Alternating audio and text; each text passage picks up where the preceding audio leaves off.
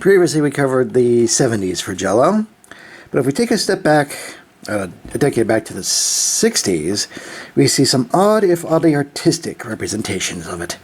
Joys of Jell-O 1960s edition, today on Halo Cookbook. Now, as we saw on the cover and in this page right here, we are going to get some more artistic interpretations, for better or worse. At least they certain to make this as referential as possible for the time by having these recipe cards in a recipe box. Because long before the internet, that's kind of what you had to do. You either had a book or you had a box of recipes. We opted for this because it's a much simpler representation and a little bit more succinct for what they're trying to convey, if that helps. On these pages we have a quick summary of what Jell-O came to be, to its current position in the 60s, and a bit of its ethos. So, yay. And starting us off with some photos, we have rainbow cake, a pineapple cheese dessert.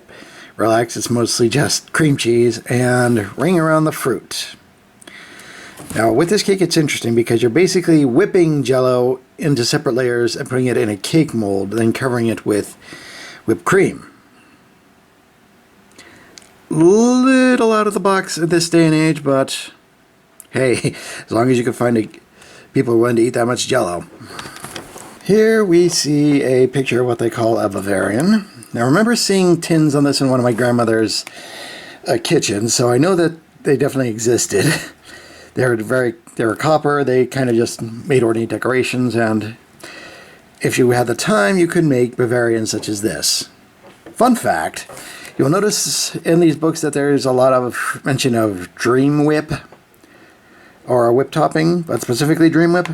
That's because the same company that makes Jell-O also makes Dream Whip, and still do to this day. So that's a thing you're going to be watching out for, or at least are going to notice. Next we have 3 versions of their crown jewel dessert, as a mold, as a proper pie itself, and as the springform pan dessert, which was mentioned previously in the 70s version of it. So, although this one does have a crust at the bottom, this previous one did not. So that's going to be a difference if that's of any interest to you. On this page we have a creamy freeze, which again uses both Jell-O and Dream Whip. So that's a thing you can do if you're so inclined. Birthday surprise. Basically a Jell-O mold with ice cream in it. I'd be more concerned, but I've heard of far worse ideas. For one of our fancier options, we have the Charlotte Russe Imperial. You'll notice that some of the ingredients and directions are a little more in-depth and intensive than some other desserts, but not nearly as much as trying to make a Charlotte Russe, especially an Imperial one, from scratch. A version of upside down cake using Jell-O and peaches. And basically you're just either making or buying a white cake layer to put on top of it, which will then become the bottom. At least they're trying. Here we have Supreme Dessert. Follows most of the basic directions for Jell-O, except you're adding not only fruit, but a 1/4 cup or more of booze in the recipe. Kind of make you wonder where they're getting that expression from, doesn't it? Here we have Cherry Medley, which not only includes cherries themselves, but cherry gelatin. Not that you get that much from the black and white photography, but hey, it's an option. Fruit-filled cake roll. Variation on a jelly roll. Though pictured here is the strawberry one, the recipe here calls for raspberries, so at least you have some options. It says you can also use strawberry banana gelatin and strawberry halves. Yeah, I don't think that strawberry banana gel is a thing anymore. Fruit Pie Unlimited.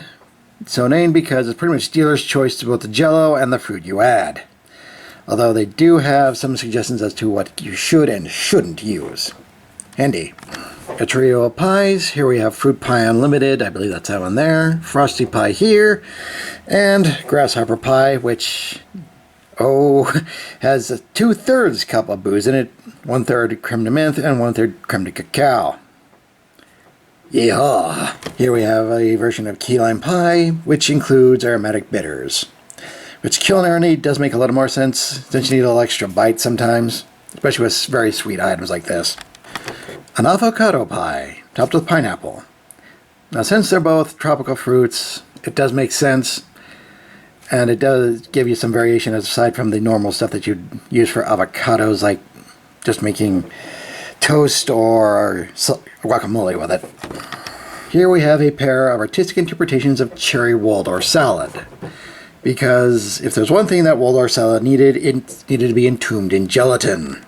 Now, they call this one frosty melon, basically because you have to peel an entire melon, scoop out the insides, fill it with Jell-O, and cover it in cream cheese. Hats off to anyone willing to put in that much effort. Here we have another trio with avocado strawberry ring. Imagine this to be citrus surprise and ribbon salad. Perhaps more standard fare for what you'd find in a cookbook such as this. Minty pear cheese salad. Now, fortunately, they used cream cheese. They haven't completely lost their minds, and apparently minting fruit was a thing for a brief time. But this is encased in lime Jell-O. And if any of that sounds appealing to you, this recipe was definitely for you. A couple more recipes here. Let's see, now we got mint glazed pears. So apparently the combination of pear halves, lime Jell-O, and mint was a thing during this time. And frozen fruit salad in a brick. If any of you had either of these dishes, let me know, because I have questions. This page we have peach and cheese salad, this time using cottage cheese and cherry Jell-O. So 2 out of 3 isn't bad for that one. And we have ambrosia parfaits, which is definitely an artistic interpretation. How much well it tastes, well, that kind of depends on the person making it. On the top here we have something called Sea Dream with lime Jell-O and a bunch of shrimp in it. Okay. I imagine that there's little flecks of cabbage in there too to make it more healthy. And a vegetable trio brick salad. Yay.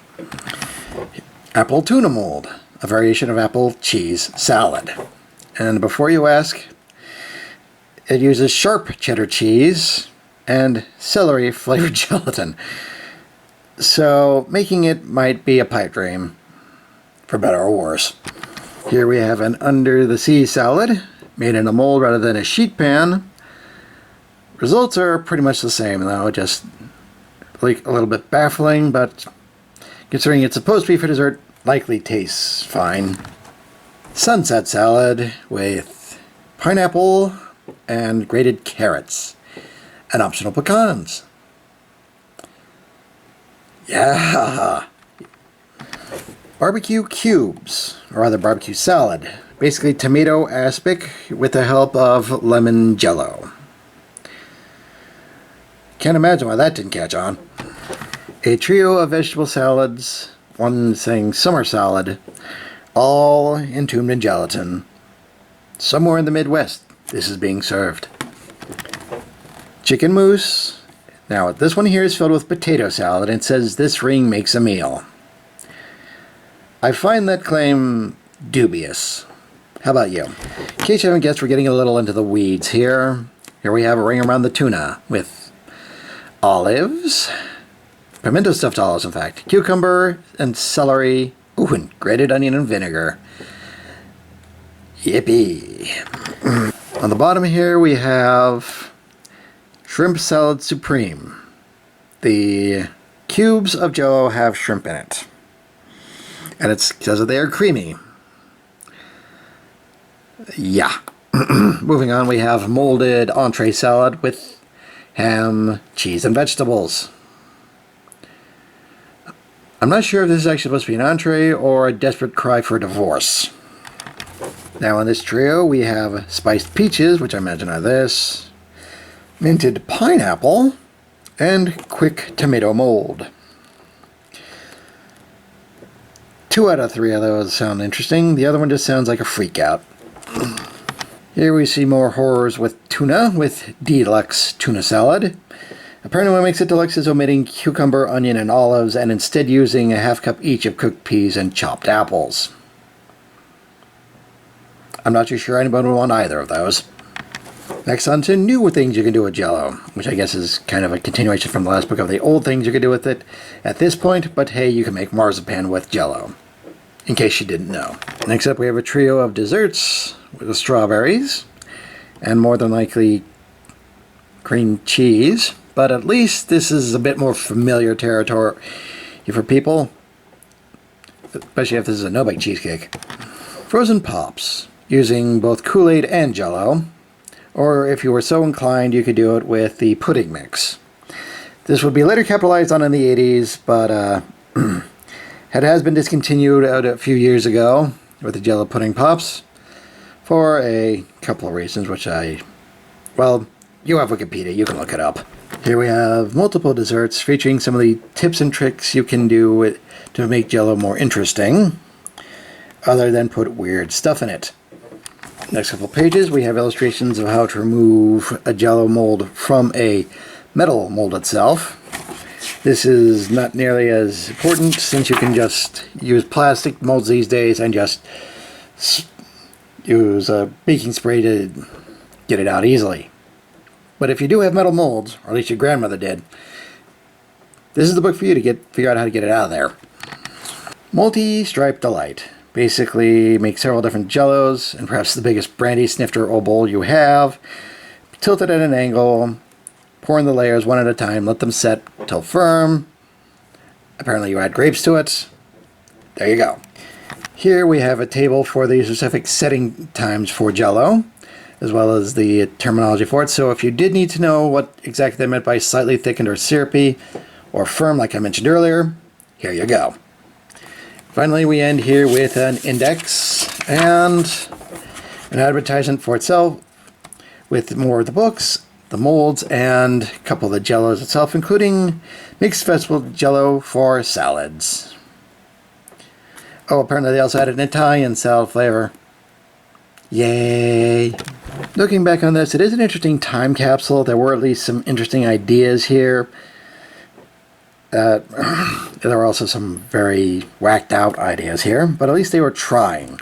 And there is definite context to this, which is going to be important because in the next book, we're going up about 20 or so years. And believe me, you're going to want context.